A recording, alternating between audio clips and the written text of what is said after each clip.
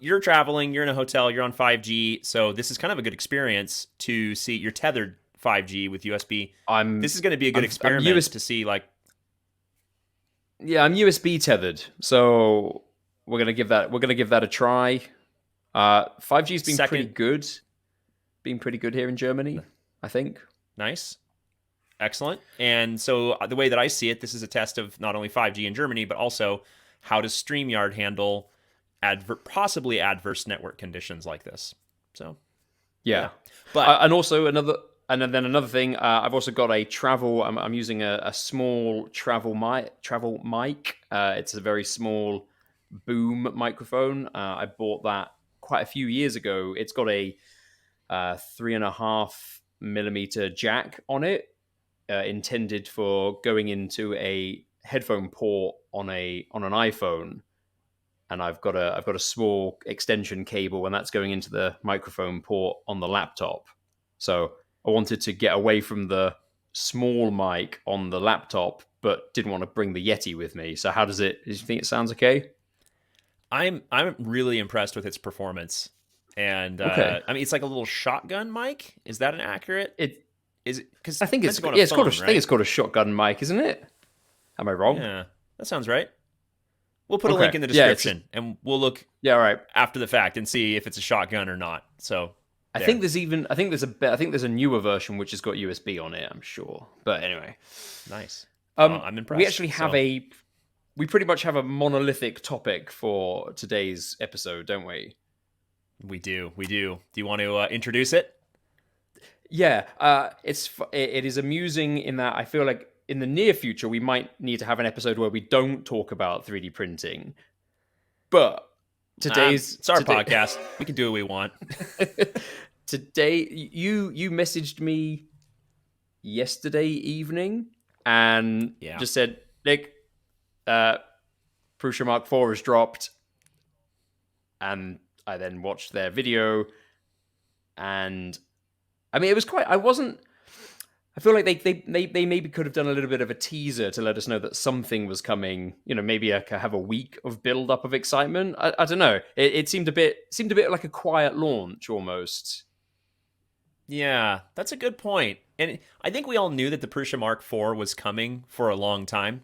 So for anyone that hasn't listened to our podcast before, Nick and I both own the original Prusa Mark 3S, which is their previous printer. So they did like the Mark II, Mark 2S, Mark 3, Mark 3S, Mark 3S Plus, I think is where we're at now, which I think Yep. technically is what both of ours are. I have two of them. Nick has three of them. Do you have three at this point? I've got three Mark 3S pluses at the moment. Wow. Okay. Yeah.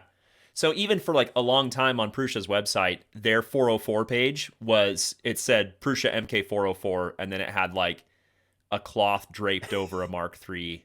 And so like they've been hinting, like I think we've all known for a long time that it was inevitable that there would be a Mark IV. But yeah, you're Hmm. right. It's kind of surprising to me that they didn't give us some hints a week ago or a couple of weeks ago to let us know that something was coming along. So yeah, And that could have been a good strategy. it felt very much like they announced the XL, and they had videography of the XL, and it felt like, oh, where's the Mark 3 successor with the screen from the XL. It seemed like it seemed obviously missing. But Yeah. it sounds as though there was a live stream going on. I don't know, an hour ago, Now less than an hour it's ago. happening now, Um, right? Yeah. yeah, I think it's still going on now. But it sounds as though supply chain heavily impacted this staggered Mm. release schedule. So maybe it wasn't their design from the get go to do it like this. Why don't we talk about what are you excited about with the Mark IV? Why do you need a Mark IV, Joel? Yeah. Great question. The reality is I don't. The reality is I don't need a Ah. Mark IV. Yeah, because the Mark 3S is still. I mean, I just finished a print on one. They're still working perfectly. They're working great. Like we talked about in the last episode, The whole Prusa Link thing with the Raspberry Pi is, I don't know. I feel like I appreciate that Prusa's putting the effort into that, especially considering that there's a new model now that doesn't need that at all. So the fact that they're putting the effort into the old hardware is much appreciated. We should definitely talk about that some more later on. But the Mark 3Ss are still working great for me. They really Yeah. are working great. But the Mark 4 is going to bring it's bringing some really nice quality of life improvements, better network connectivity, a full 64-bit or 32-bit. I actually don't know which. It's an STM32 microcontroller, so it might actually be 32-bit. But anyway, Yeah. uh, it's got Wi-Fi. It's got a new way of detecting the bed. It's got a better extruder. It's got changeable Let's nozzles. talk It's got about all this stuff that are just yeah. Let's pick something well, and talk about it. I think is a yeah, good idea. those last three things I think are the key things. You mentioned actually there are four things that I think are worth mentioning in succession, but one was just the screen which came over from the XL, and that was just a more modern, fresh looking display. Not that a Mm-hmm. color screen and interact, not that I think that that's very important, but it just looks more Right. modern Yeah. with the Yeah. advent of Prusa Link. I'm interacting with the screen on the Mark IIIs very little now. Yeah. Yeah. But no, I agree with you that like the screen on the the monochrome however many character display on the Mark 3S and the Mark II and so on was great. I really have enjoyed the nicer screen on the Prusa Mini, and it doesn't look like it's the same screen as the Mini. It's a different screen, but it's similar specs, similar Yeah. size, all of that, and it can just show me a lot more data at once. And also, I think we've just gotten to a point where color screens like this are so cheap, it doesn't even make sense to buy those bottom of the barrel monochrome displays anymore. It just doesn't make sense Mhm. to do that now. Let's go in with uh, le- we'll save the most important, I think, till last. The other three things Okay. you mentioned there were easily swappable nozzles, Mm-hmm. which Mm-hmm. for my print use cases, and I think yours is a nice to have, but not essential. I've Yeah. upgraded my Mark III S's pluses to the Revo by E3D, Mm-hmm.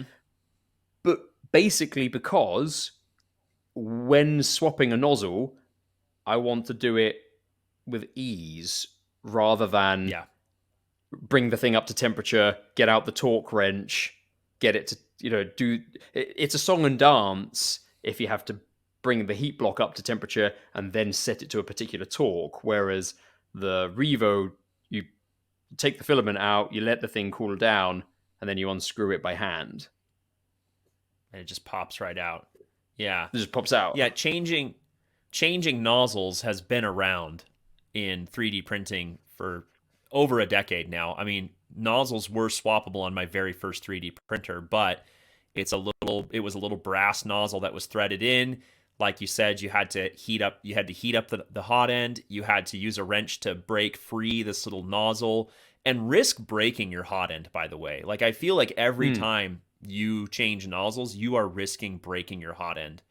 It's just a yeah. reality of the mechanical nature of those components. And then the other thing that I couldn't stand about changing nozzles like that is then you have to redo your first layer calibration every time you change the nozzle. And I'm Yes. sorry, but and we need to come back to that. I don't think we're quite ready to jump into that here, but that was a deal breaker for me. Because of that, I did not do it. I did not change nozzles unless I was replacing a worn out nozzle. That's the only reason Hmm. I would ever replace nozzles. So I am excited about the hot swappable nature of them. I like how it's two thumb screws. It looks nice and clean. I'm pretty Yep. stoked for it. I could see myself going with a bigger nozzle to knock out like a larger part or something like that and get it done more quickly. Do you think you'd swap mid print or not? No, Okay. no. Can you? Is that a feature? I don't know. It's something that I tried doing with the Revo, where I would print if I was trying to print two-tone first layer. So I would load one model, which was one layer thick text, and then and then that print would finish, uh, basically, you know, keep the heat bed at the temperature, bring the hot end down, unload the filament, bring the hot end down in temperature, swap the nozzle. No, not swap the nozzle. I would just do a filament change. Actually, was what I was going to do. Uh, I was trying to do this so that the glyphs on the end cap of the WLAN Pi was a different color. Yeah. So I wasn't swapping nozzle size. I was swapping filament mid print, but Gotcha. it failed. But it My sounds failure finicky. rate was over 50%. Yikes. Too much for mass producing Nope. parts like that. Mass producing in No. the context of 3D printing. So, And it yeah, I looked could good. see myself swapping. Hmm. It looked good, but Too not much that work. good. Not good enough to warrant that effort. And no. Yeah, yeah, makes perfect sense. Yeah, so I am definitely interested in the swappable nozzles because there's a lot of times like I'm doing a house project or something like that, and I need a little bracket or something like that. Or like the other day, I was replacing one of the toilet tanks. So here in the U.S., you have the toilet, and then the tank like bolts on to the toilet, and it's a replaceable part. And ours are about 15, 17 years old, something like that. So they've got some hairline fractures in them.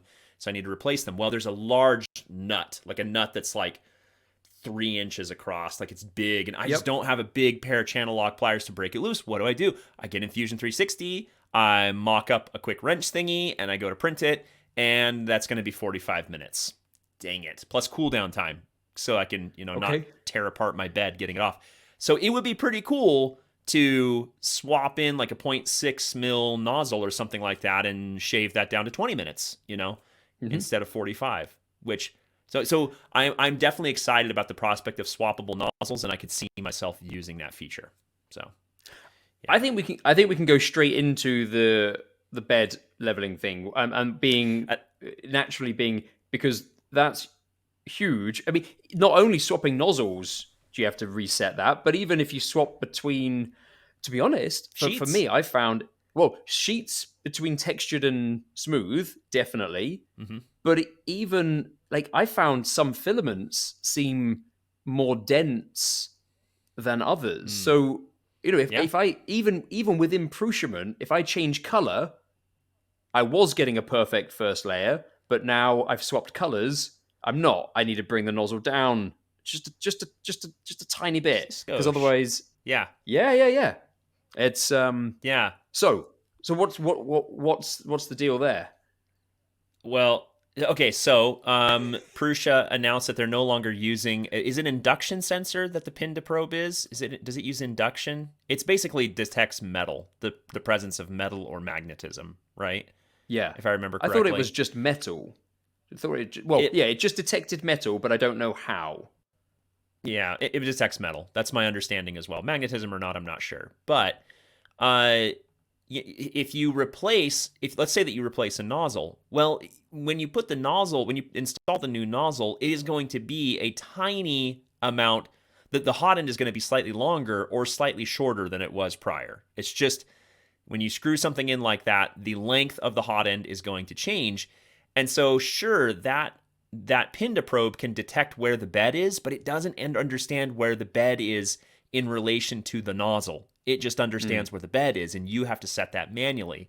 So my understanding is now they're using a load cell sensor. I'm actually not familiar with what a Yeah. load cell sensor is. I can guess about what it Ah. is, but do you know what they are? Do you have Yeah, any insight on I that? can tell you what a load cell is, because I recently had a bit of a weird, rabbit hole of trying to make a digital scale using a Raspberry Pi. I didn't do it in the end because it was way too complex, but a digital scale uses a load cell, and it is, I think, in the most crude terms, it is a sensor that can detect strain in a. I think the most simple type of load cell, you get them in a strip, and you put them on something that bends, and so I believe it is just a piece of metal that its resistance changes as you bend it, and so part Interesting. elements within that sensor get closer together or farther apart as the bending takes place, and from that you can derive strain. Interesting. Okay. But So but my oh it's yeah, way more complex than that. It is sure. actually multiple sensors that operate in conjunction with each other, so that very, very slight bends can be detected. It, Hmm.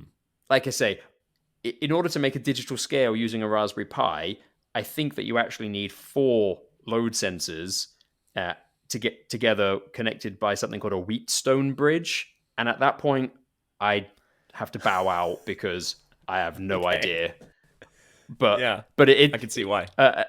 a strain gauge could only detect really extreme bending of metal. So in order to make it 100-fold more sensitive and able to detect the slightest movements, you have these multiple sensors in conjunction with each other, and then they can detect very slight alterations. And on top of that, you can build logic to detect what is the weight. And I believe that is how a digital scale works.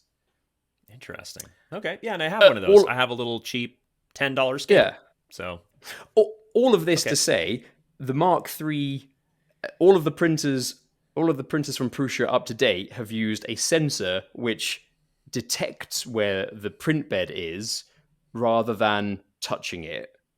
And Yeah. the new methodology is they're going to drive the nozzle into the bed with with the tiniest bit of force so that there's no damage at all. But we're no longer going to uh, measure the distance to the bed with a sensor and then have a, a variable between An the offset. sensor and the nozzle. Yeah, an offset, Hmm. exactly. Thank you. The new approach is going to be to touch the print bed with the nozzle, and now there's no. It makes perfect sense. It's that is probably the thing I'm most pumped about with the Same. Mark IV. Same. Absolutely. I think that is because that enables swapping out the nozzles. But really, the thing that I love about it is it just seems like the completion of the loop here, where like we finally arrived at truly understanding where the bed is in relation to the nozzle, and that is so important.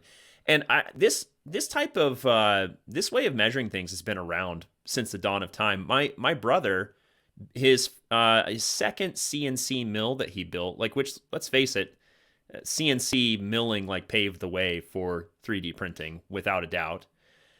His second mill that he built, that I think he still has, the way that it works is it finds out where the end of the end mill is by he has a block of aluminum with a wire that goes and connects somewhere to the electronics, and he puts the block of aluminum, and the block of aluminum is a known thickness, and he puts it on the material, and then the mill comes down, and when the end mill touches the block of aluminum, that completes an electrical circuit and tells the electronics that's where the material is. But there's still an offset there. But you can see the relationship here. I guess Prusa is, instead of doing it with, completing a circuit with metal, they're using it by detecting pressure or load. Now, a question I have, maybe you know the answer to Mm. this. Do you think the load sensor is in the hot end itself, or in the extruder somewhere, or is it on the bed? Oh, I feel like I'm it's pretty sure. I'm pretty sure it's in the hot end the section. extruder Yeah, component. yeah. Yeah. Okay. Because the beginning of the live stream that I watched, they were talking about them only performing this bed leveling procedure on the area that will be used for the Oh, print. dude. That's Yeah. another thing I'm super excited for. Yeah. Yes. Because right now, I feel like, remember earlier how I mentioned that the Pinder probe is magnetic? It Hmm. senses magnetism. Have you Oh, noticed hang on a that the minute. Pinder I, probe? I think Yeah. that I don't think the Pinder probe senses magnetism, but I think it uses a magnet because Hmm. it has to be a ferrous metal to detect, doesn't it? Like aluminium under the Pinder probe won't I've work. never tried. Never tried Okay, it. pretty sure it it uses a magnet to detect where the metal is. And the problem is with all of it, and this is where the Pinder probe starts to fail, isn't it? Is that depending on the density of depending on how magnetic the piece of metal is that it's trying to detect, will affect the point at which it detects it. Mm-hmm. Mm-hmm. Yeah. And I think to help with that, Prusa has embedded magnets into, not in the spring sheet, but in the print bed. The heated bed Mm-hmm. has magnets glued to the bottom side because you notice that they can only probe in certain places on the bed. Yep. There are only certain spots that they will probe on the bed. Now, there is the 3x3 versus 9x9. I'm not sure if there's 9x9 magnets in there. I'm not sure. If I don't there know either. wasn't, though, if they didn't rely on magnets in specific places, they could bring that feature back to the Mark 3S. But I think those magnets, I think they have to probe where the magnets are on the bed. I think that's an important part of it. So I don't think they can bring that feature back. All right. So cool. What's the next thing that you're excited about? The other thing was the extruder upgrade, which Ooh, I've never extruder. really, yeah, I've never had a problem with the extruder, but just Me again, either. I'm buying into their marketing. They are going to use a considerably larger cog with teeth Mm-hmm. to pull and push the filament into the hot part. So It's that makes similar to sense. how the size of the Mini, like the Mini's cog is pretty big and chunky, right? It's pretty big and beefy. Or is it smaller? Is it more of a standard size extruder hob? For the Mark IV. No, for the Prusa Mini. Doesn't the Mini? It I doesn't have like the same planetary gear mechanism and all that complexity, but doesn't it have like a nice big cog in there no, I for driving thought the filament? I thought that the Mini had the same size as the. I believe that the Mini and the Mark III share the the the extruder cog, The, they don't. the gear. The Mini has a bespoke solution, whereas the Mark Okay, 3S uses Bond. I think it's Bond Tech makes those gears. It's the two gears that oppose each other and kind of pull the filament down together. Whereas the either Mini, I think, way, is a yeah. they are both much smaller than the gear that's inside new this An new extruder. mechanism. Yeah, the neck extruder. Yeah. I think I think you're right because now that I'm looking at my Mini sitting over here, I think that the big gear that you can see in there is actually just a reduction gear. I think that's what it is I think to get so. more torque. Yeah.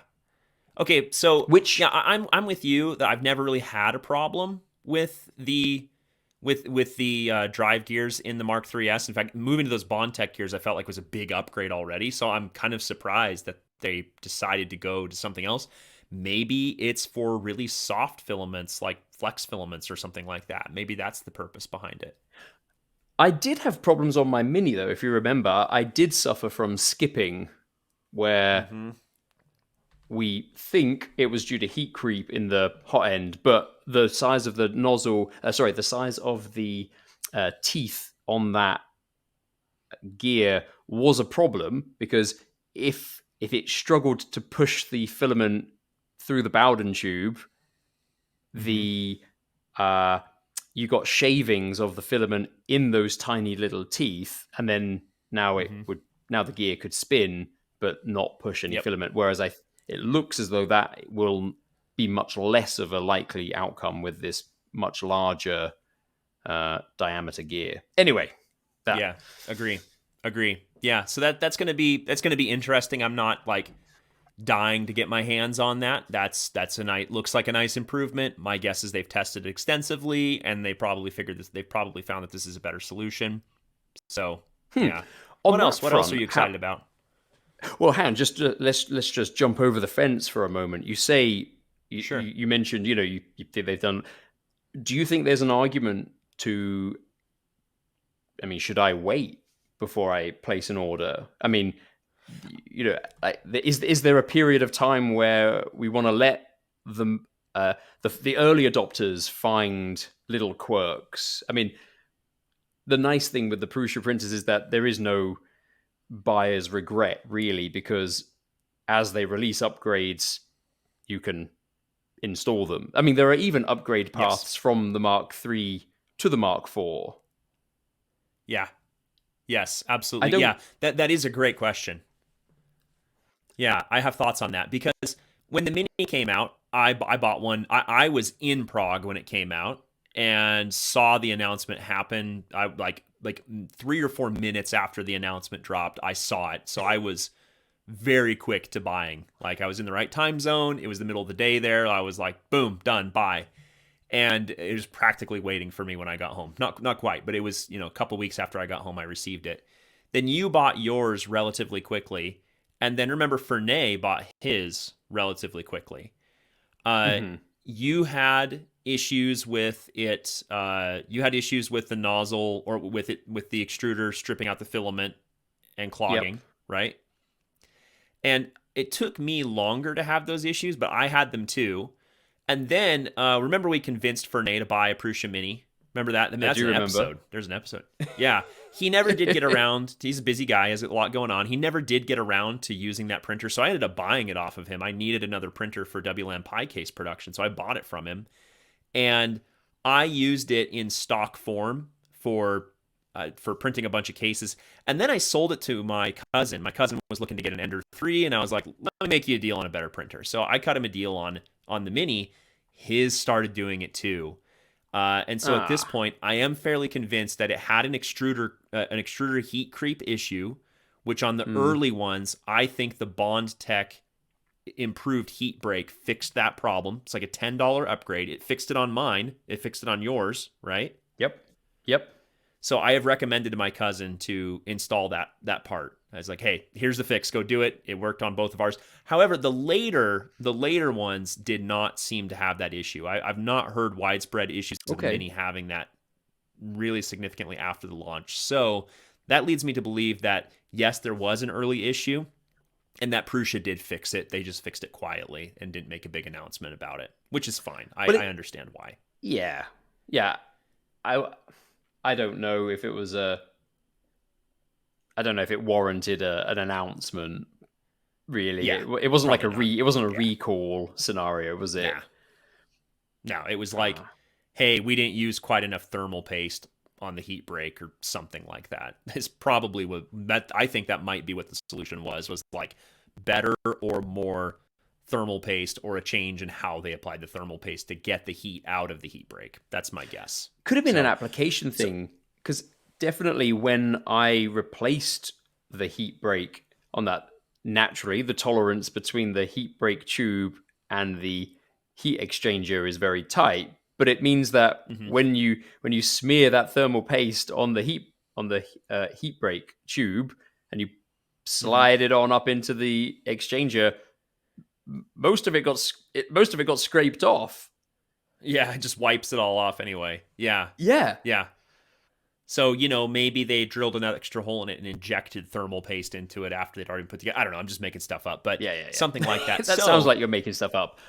Although yeah, pretty you much. say that, maybe if I think about it now, that would have been a smart way of doing it. Would have been to put the heat break tube into the exchanger and then put the thermal paste through the grub screw holes, and then Ooh, put the that could and be then how they're put the doing it.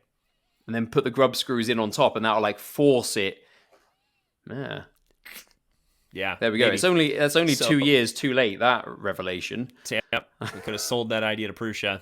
So, back to your question though, is should we wait to buy Mark Hmm. IVs? I mean, for me, the answer is like I'm gonna buy one. It's not a question of if; it's just a simple question of when. Because right now, like I'm looking at the Prusa website and it says for the assembled one, a lead time of 5 to 6 weeks because it's the day after the release. And Yep. the kit, which is what I would do, I would absolutely go for the kit, is straight up out of stock, so you can't even order it right now. So for that and other reasons, I'm not going to be buying one right away, but I'm also kind Okay. of fine with that to let the first few people work out the bugs. I'm kind of okay with that. Yeah. What about you? I think when the kits become available, so here's a sad thing to announce, but I have never actually built a Prusa printer. All of my units have Poser. been purchased, assembled secondhand. So, well, except the Mini, which was new, but I don't think that assembly counts because there were 3 parts to stitch together, which I doesn't count as a build. I don't think. Was the Mini? Did they sell the Mini as a kit? They did. It came a little bit later. At first, it was only that like 99% pre-assembled, but they did do the kit, Okay, and I think they probably still do. okay. But just so that we're clear, just so that everything is leveled here, I've only built one because my Mark II I bought assembled off of a friend of mine, and that was the Yep. biggest jump in 3D printing I've ever had. It was a big deal. And then I upgraded it to a Mark II-S, which involved taking it somewhat apart and putting it back together. And then I bought a used Mark III-S off of a friend. And then I bought another Mark III-S as a kit and I assembled it. And you know what's hilarious? The one that I assembled is kind of it's got some strange squeaks and it's had some slight issues. Like it's actually the least reliable of the bunch is the one that I built, you know? I'm like, Oh oh, dear.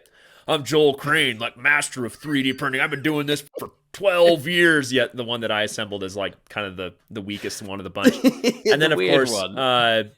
yeah, kind of the weird one. It's kind of the odd one of the bunch. And then yeah, the 2 minis that I got, since they were both early releases, since they didn't even offer a kit when those were both purchased, they came pre-assembled. So yeah, I've only put together one Mark III-S.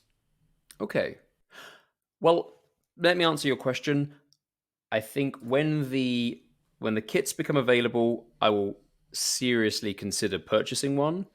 I Mm-hmm. don't intend to upgrade my Mark IIIs to Mark IVs. I think the more economic way of proceeding for me is to slowly swap my Mark IIIs for Mark IVs, and sell the Mark IIIs working to Yeah.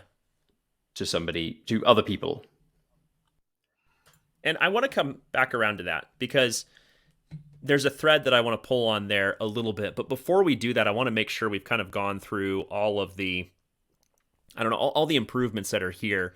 So we talked about the new extruder. We talked about you can change out the hot ends. We talked about the new bed probing. One thing we Yep. didn't that I don't think we got into with that quite enough is that it looks like there's that new feature where it'll only probe where the print is. Yep. Did you Yep. see that? I'm Yes. excited about that. That's Yes. going to save a lot of time because I print a lot of small parts. I do lots of little Yep. tiny parts, and I don't want to have to do the whole bed. So I'm excited about that. Next thing I'm really excited about is having Ethernet and Wi-Fi built in. I think, I think that's going to be huge. What do you think? Hmm. I Yes, think that's what you so. think. I, I think so. But then it looks as though the Mark III, the Mini was a relatively easy upgrade to be Wi-Fi. Yeah, yeah. So Let me position it a no. little bit differently. With the Okay. Mark IIIs, with the Mark IIIs, to get like a proper web server and storage and robust network based print controls, you have to tack a Raspberry Pi Zero onto the side, right? Well. No, not. Do you mean the Raspberry Pi Mini, or you're just saying generically you have to tack on a Raspberry Just Pi? you have to tack on a Raspberry Pi, Okay. Okay. right? Fine. Yeah. Like Agreed. it Agreed. requires, yeah. And Prusa Link, to like I mentioned earlier, to Prusa's credit, is still in development, I would assume. And Hmm. I would imagine, given their track record, I think they're going to keep developing it. It's going to get more robust, and I think that they're still they released a firmware update for the Mark II-S like a year and a half ago, like an Okay. old printer at this point, and they still were doing a couple of firmware upgrades. And I think at this point, I think it's very much done. I don't think they're touching it anymore. But so I'm expecting that, given their track record, that we will see more development on Prusa Link. But But I feel like just having an integrated board that can have a web server and has its own storage and has a TCP/IP stack on it, and it can do Ethernet, it can do Wi-Fi, Yep. all in one on one board. I mean, I think that's just the way to do it, right? Agreed. And so I'm pretty excited to have just better electronics on it. Like really at the end of the day, if you would have asked me a couple months ago, like, hey Joel, a perfect Mark IV, what is it? I would have said take a Mark III's and put the buddy board out of the Mini on it, put a color screen on it, give it Wi-Fi and Ethernet. Like those would have been like the three things that I wanted on it. In fact, I think I filled out there. I think Prusa did a they did a survey a What do couple you months ago. want? You remember Survey, yeah. that? Yeah. So that's what I would want on it. So all that to say, I am very excited that the new board has Ethernet and Wi-Fi built in. It looks like it just has Wi-Fi built in, whereas it was something I had to add to the Mini. I think we talked about that Yep. in the last episode. Yep. But I am excited about that. That gets us even closer to that whole print farm thing, seamless connection to Prusa Connect and yada yada yada. So I think that's pretty great. Yeah. And there are One other other thing things. too. Go on. Just on the connectivity thing, did you notice what kind of USB connector it had on it? Ah, Did you notice? yes. Did you notice? I It did. has USB-C on it. Is that on Yes. the? And is that USB-C on the screen module, or is that the USB? No. The USB-C okay. port is on the it is 32-bit, by the way. It's the X Buddy board. Yeah, it's on the X Buddy board. Yeah. Okay, so it's okay. So this is actually, so you're specifically referring to the upgrade of the USB Type B printer USB port, Old school. Yeah. all the way to the current and future generation of USB Type C. Yes. Yeah. So they put a USB-C port on it, and I love that. Thank you, Prusa, for that. That's just a nice little touch that I appreciate very much. They could have stuck a stupid micro USB port on it, and they didn't. They went the extra mile, and I just really appreciate that. So, but yeah. worth mentioning, seeing as we're talking about USB ports, that the screen module, which is where it looks as though you stick the thumb drive if you are slicing models to USB drive and then plugging them into it, that's still a USB Type A. Oh, is there? Oh, there's a USB-A port on the front of the printer. I did not. Yeah, know it that. looks as though it sticks out the side of the screen module. Oh, okay. I'm looking through the photos and I'm just not seeing that. But Okay, you well, may have seen ignore that on a live all of that stream or then, something. because I may be wrong. Oh no! You're totally right. I'm looking at the photos on the website, and it looks like the drive plugs in on the right side next to the knob. Okay, And there's even there's a tiny USB logo right there. Yep. So it looks like there's a USB-A port, and they have a little Prusa branded flash drive there. That's a nice touch. but that makes sense, right? Because most Yes. grab and go thumb drives are still primarily USB A. Yeah. And you know what I did on my Mini is I just bought a little SanDisk. It's got a little slidey slide on it, and so one end of it is A, one end of it is C, and that just solves the problem. I pop it out, slide, pop it into my MacBook. Although now I'm not removing it because I'm using Prusa Slicer to just zap it over the network, which is beautiful. So, yeah. No, this checks the boxes for me of like what I wanted the Mark IV to be. Are there any other, before we talk about, like, I kind of like to talk about like the positioning of this printer and I think its competitors. But before we do that, are there any other like features or anything that we should talk about? so. Without cheating and looking at any of the documentation, which I can see you're doing, I'm doing this from memory because I'm hardcore.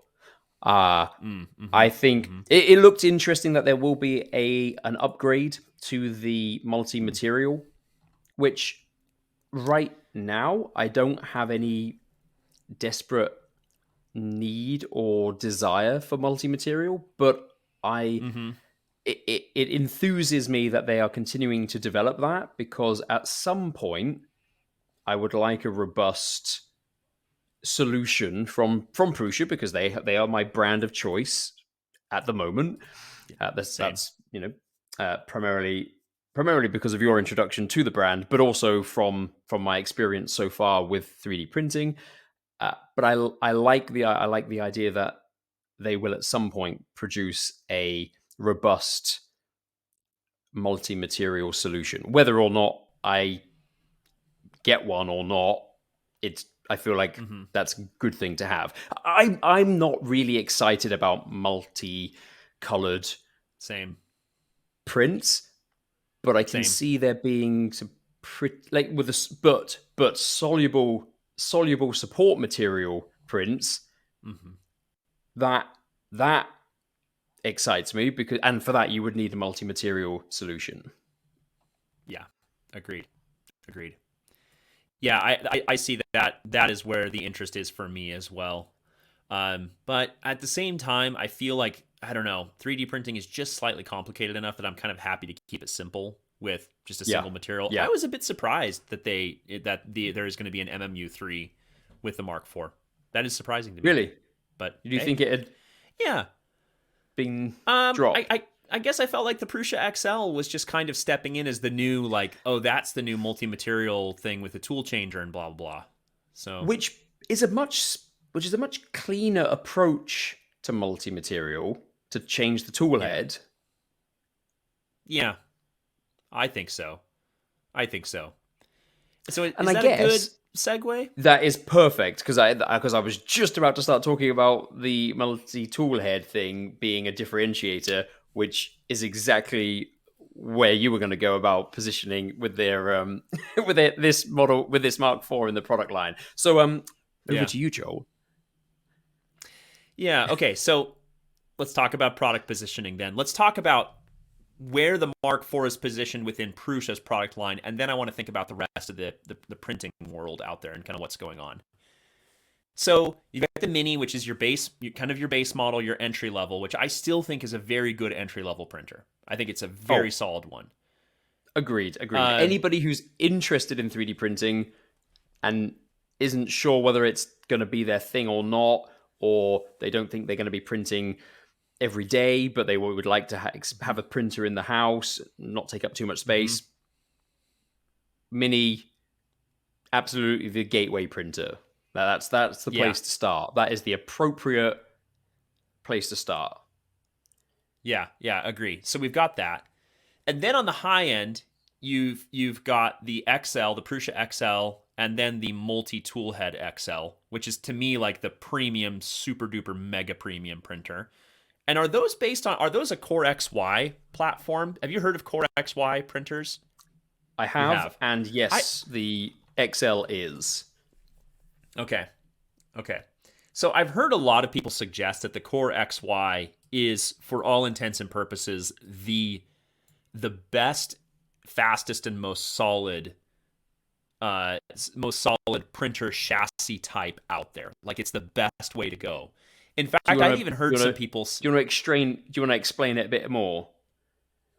The I don't know that I'm capable. Can you? Can you well, articulate?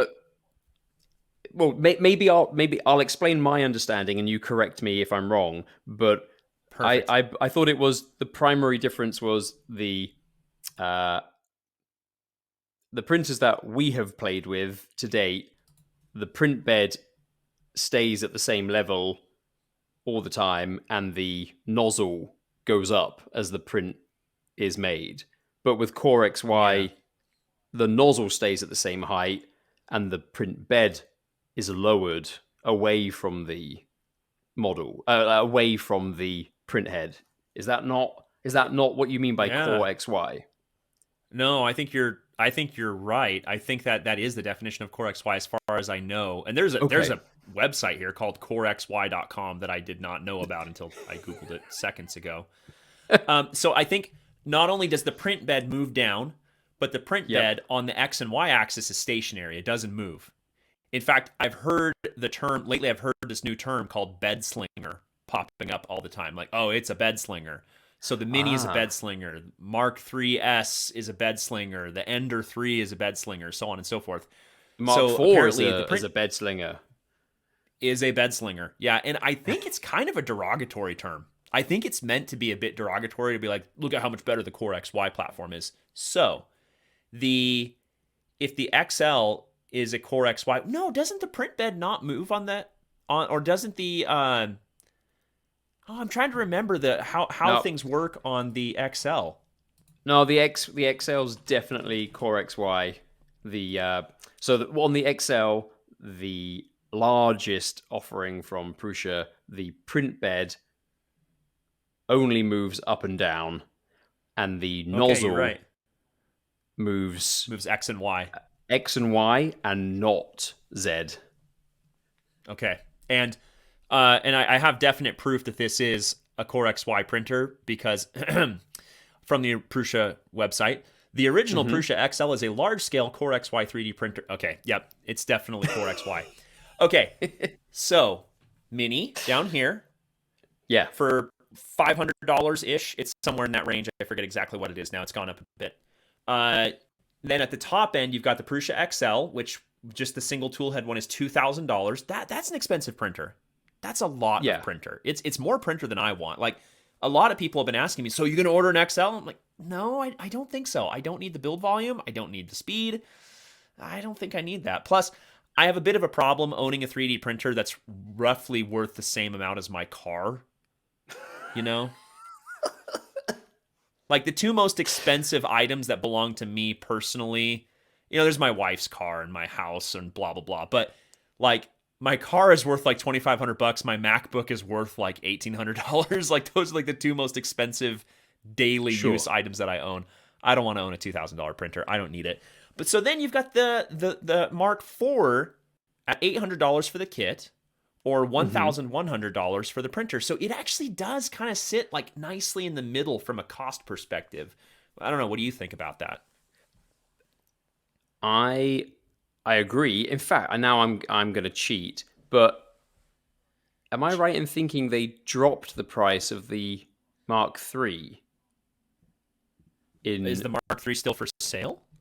yeah, and I think it's got cheaper, and the Mark IV has come in only a nudge above where the Mark III used to be sold. $900, so it's $200 cheaper. Okay. And the Mark III's kit is 650. I wonder how long that's going to be around for. Are they pulling like an iPhone 13 here, where the 13 you can still buy a 13 even though the 14 is the new one? Interesting.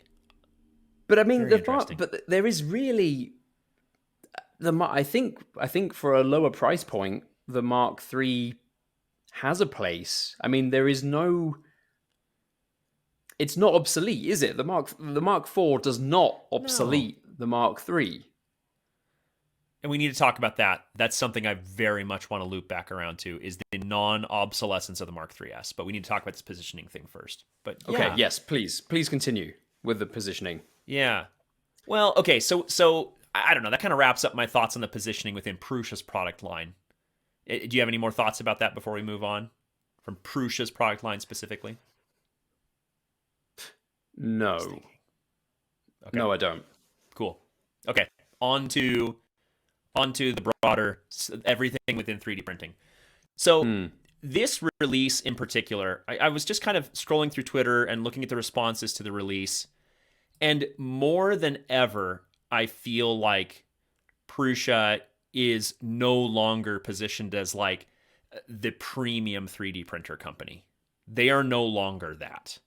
Like they started Okay. out as like the hobbyist choice, the open source hobbyist choice, and then they kind of hit this point with about the Mark III is when they hit this point of like the Prusa Mark III and subsequent S and S Plus are like the premium printers. And then we kind of saw, I feel like we've seen a few new printers come out that have kind of displaced the Mark III's, primarily the Bamboo Labs. Have you looked at the Yep, Bamboo Labs? I have. Do you have any like early thoughts on those? Like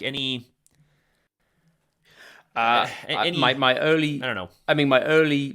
Yeah, sure. I'll give you my early thoughts. The videos and the marketing material all looks very impressive, and Mm-hmm. aspirationally, the way they've positioned that printer is almost like a 2D printer. You download a model, you click print, you come back an hour later, open the door. Like the replicator in Star Trek, it's this appliance that lives in your home, and things just come out of it. You open the door because there was one of their marketing videos was a child printing bits for the train set, and Yeah. they position this product in a way that the kid opens the door, puts his hand in, yanks the model off the print bed, closes the door, and the printer's ready to go again. And there was even like residue left on the print bed from the model. So I think aspirationally, it's positioned and marketed to a slightly different crowd, slightly different demographic. But you're right; it's much more of a premium product, premium kind of looking product. It looks finished, doesn't it? With the sides, it looks a bit like a giant. It looks a bit like a big laser printer that you might have in your office. Yeah. Yeah. I think you're right. So another thing I happen to know about the Bamboo Lab is apparently it's wicked fast. Like, well, it's got some really advanced tech on there as well, hasn't it? Like, it's got cameras in the nozzle. It's got cameras in the hot end that moves around, and it has like a laser for scanning the unit, the lines as they get printed. And yeah, I also heard that it was very fast. Yeah, because like I prototyped a part a couple days ago, and I hit print on my Mark 3S, and then I sent it to my buddy Eric, and he went to print it off on his Bamboo Lab, and he was like, "Cool, it should be done in like 20 minutes." And I'm like, "I have like an hour left." Like, I mean, there's a clear speed. There's a big speed differential between the two. And looking at the pricing, so there's two models for the Bamboo Lab. There is the X1 series, which I talked about how I can't believe that Lenovo hasn't sued them for calling it the Carbon X1. I don't get that, but yep. By the way, the bullet points for like why their printer is better, it literally says, "We set 5 goals before we set off on this journey 22 months ago. Point 1, no more bed slingers." So I don't know if that's where that came from, but they have it in their marketing. I'm not a big fan of that like direct attack approach. Yeah. I'm just not a big fan of that. Like, okay, I'm going to bring work into this a little bit. Okay. People all the time they've asked me like, "Hey, can you make some bullet points about why your product is better than your competitor's product?" And I'm like, I don't want to do that. I don't want to put somebody else down. I'd rather that you just look at both and form conclusions. That's what I would prefer. That's just me. Maybe I don't know. Sure. That's I'm happy to do it. point. So anyway, looking at out the cost of the X1 Carbon.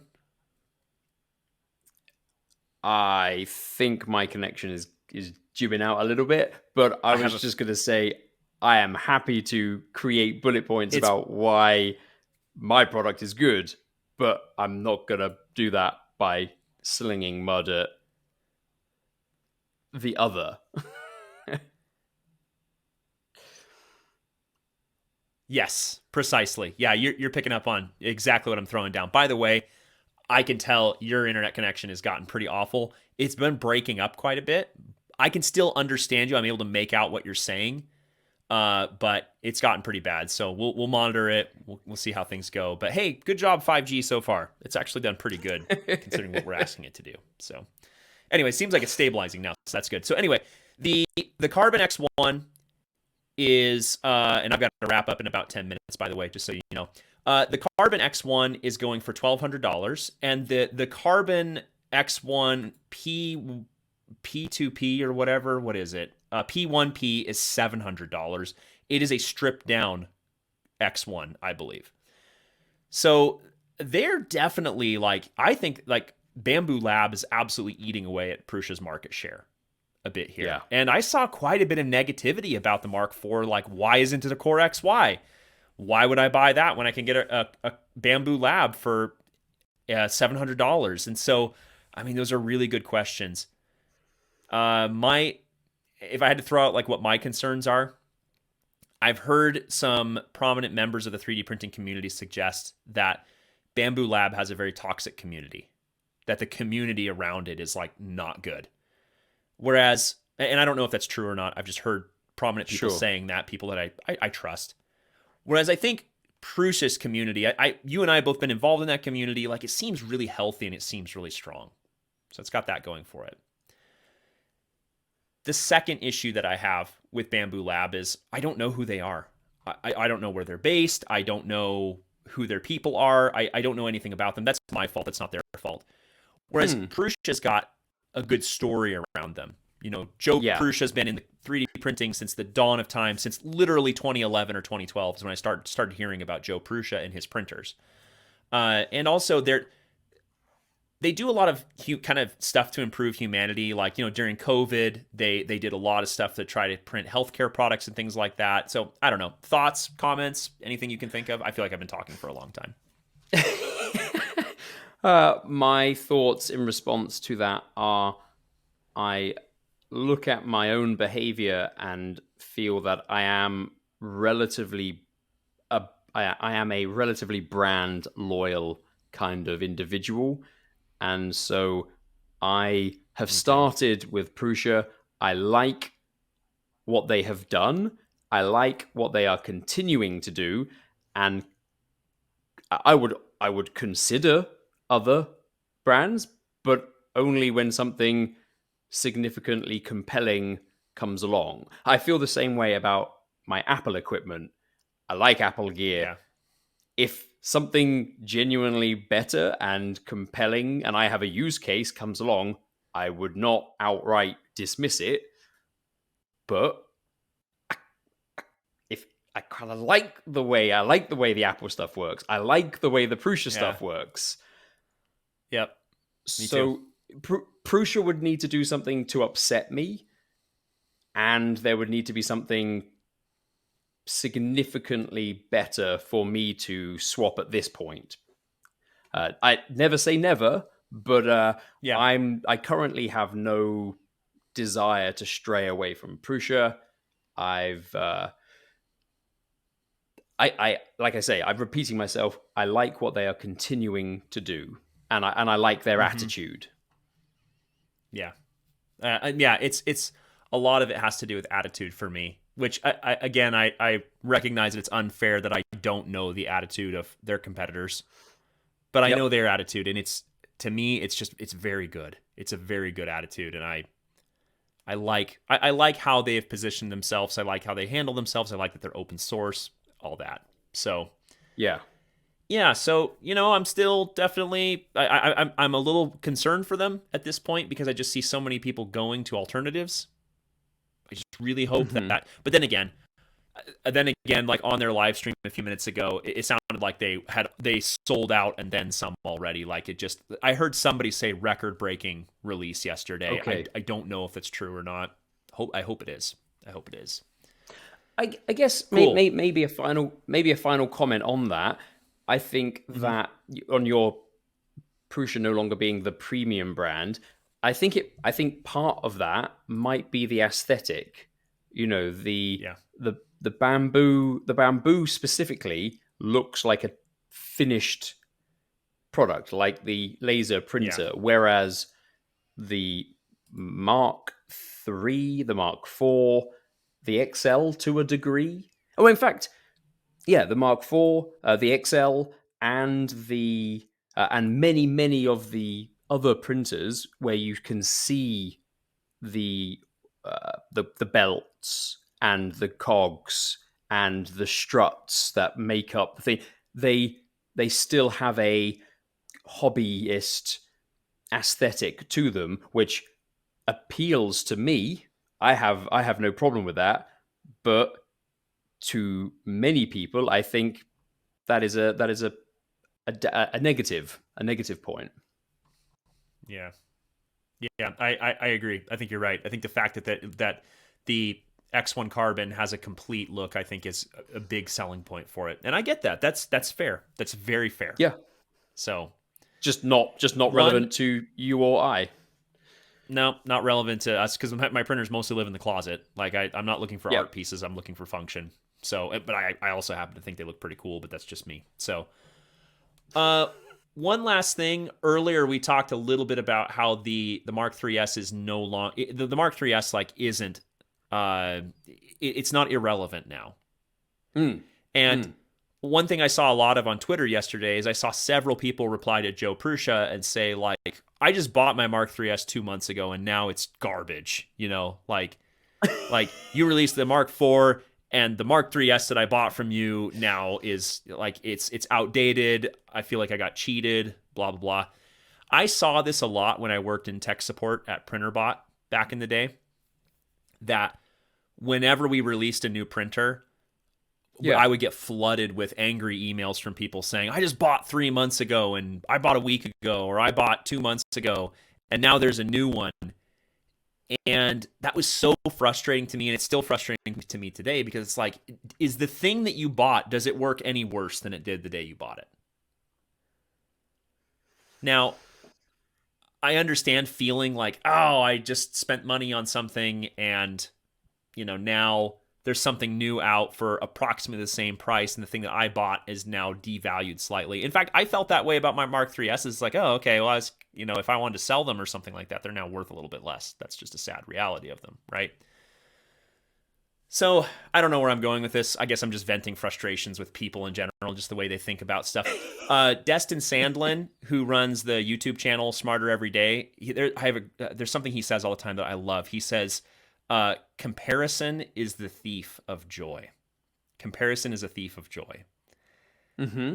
And I feel like that is so that I feel like that's so applicable here. So how do you feel that now you have three Mark 3S S pluses or Mark 3Ss and there's a Mark 4? How do you feel about that? How do you feel, Nick? I feel completely fine with it, but consumer thing is, what is it, 30-day return window? Somebody like a Sure. company like Prusa might extend that for people who are really upset that they've just bought a Mark 3 and now there's a Mark 4. Like, I don't know if they have or not, so I'm not going to say a number that I Sure. think would be appropriate, but Yeah. I under, Hypothetically. I do understand that upset that you've just bought something and then the new model got released, and bigger companies like Apple have addressed this by having regular release cycles, and their products produce so much money for those companies that they can continue to do that. I don't think it's appropriate for the 3D printing world, not yet anyway, and it also doesn't match with Prusa's company style, like the attitude that we were just mentioning a few minutes ago. So I do understand people's frustration there, but it is what it is. I mean, if you Yeah. can't you can't not release a new thing. You cannot not release your new product because you don't want to upset people that have just bought. I suppose Yeah. maybe what you could do is, I wonder. Maybe one approach would be to just drop the hammer and stop selling the old version. Like maybe Prusa could. I don't think they should. But if you were really going down this path, you could say, all right, the Mark III, we're going to stop selling the Mark III. Bam. And then let a month go by. And then say, right, here's the Mark IV, and then put both the Mark III and the Mark IV back on the market. But this is a business. This is not a Yeah. it's not a like a world peace. Everybody have a hug. Like it is.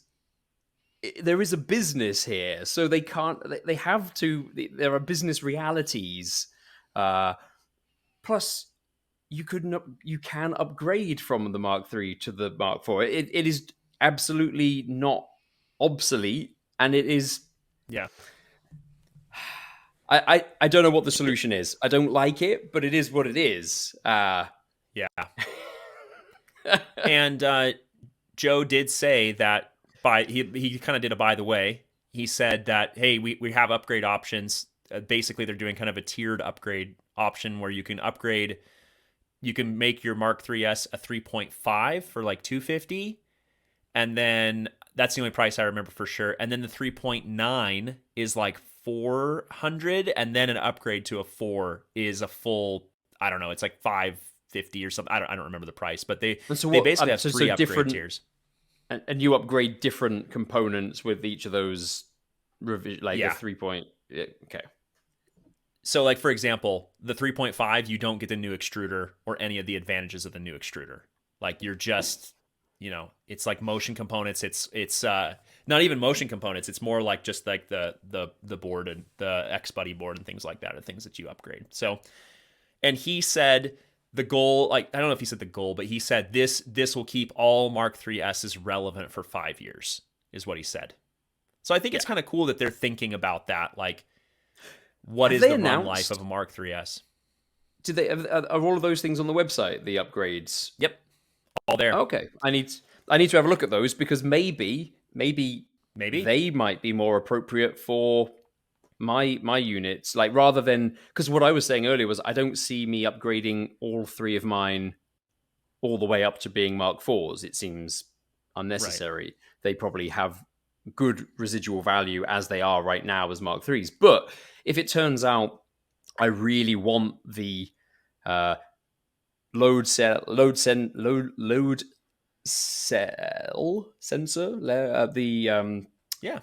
auto bed measure leveling that we were talking about, and the extrude and the larger extruder gear. If both of those features can be introduced to the chassis that I already have, that's something I would explore that possibility further. Same. Absolutely. Absolutely.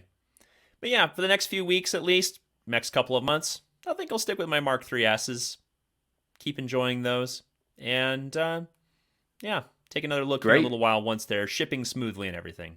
So, Oh, sweet, man. and Well, with listen, I that, was super excited to talk about the Mark IV with you. Thank you very much. yeah, ever since the announcement dropped yesterday, I've been like, when do I get to talk with Nick about this? And of course, we couldn't talk about it until we recorded. So I'm glad we were able to knock this out. But yeah, this was a lot of fun. I'm sure we're going to talk about it more. Come on, it's a hidden node podcast. It's like 90% 3D printing at this point, so I'm sure we will talk about it more.